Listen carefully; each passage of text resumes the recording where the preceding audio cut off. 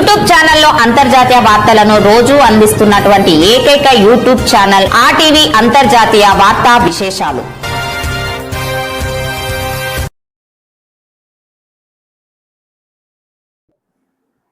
అబ్దుల్లాపూర్ మెట్టు CPM party మండల committee సమావేశం ఈరోజు అబ్దుల్లాపూర్ మెట్టు పార్టీ ఆఫీసులో నిర్వహించుకోవడం జరుగుతూ ఉంది.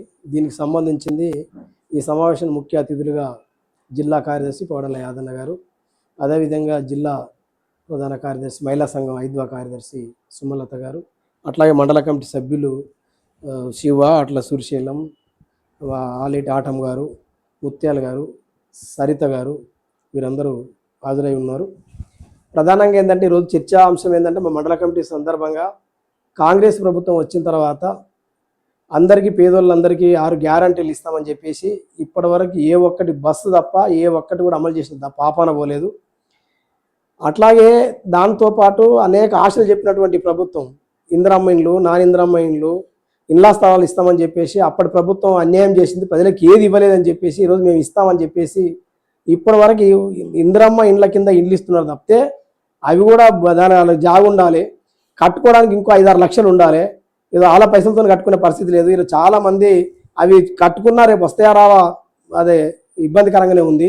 అట్లాగే దీంతో పాటు ఎక్కువ కాంగ్రెస్ కార్యకర్తలు మాత్రం ఇస్తున్న పరిస్థితి ఉంది. అందుకని అన్నిటి మీద కూడా చర్చిస్తూ అబ్దుల్లాపూర్ మెట్టు మండలంలో ప్రభుత్వ భూములు కోకోలుగా ఉన్నాయి.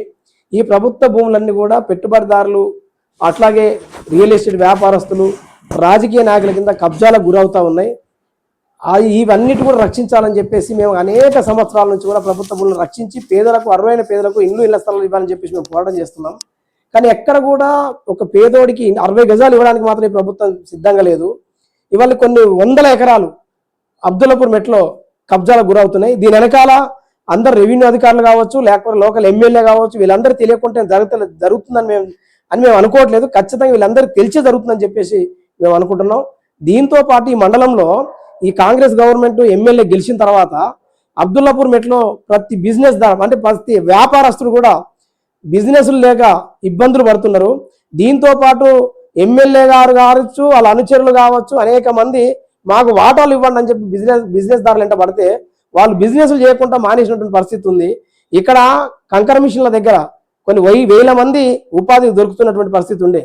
ఈ రోజు ఈ ఎమ్మెల్యే గెలిచిన తర్వాత కంకర మిషన్ మొత్తం బంద్ పెట్టడం వల్ల కానీ 100 మంది 1000 మంది ఇలా రోడ్ల పడ్డ పరిస్థితి ఉంది. టిప్పర్లు ఉండొచ్చు కావచ్చు, లేబర్ పని చేసుకుంటూ కావచ్చు, అలా రాయిగొట్టెలు కావచ్చు, బ్లాస్టింగ్ చేసేటోళ్ళు కావచ్చు, వీళ్ళందరూ కూడా రోడ్ల పడ్డ పరిస్థితి ఉంది.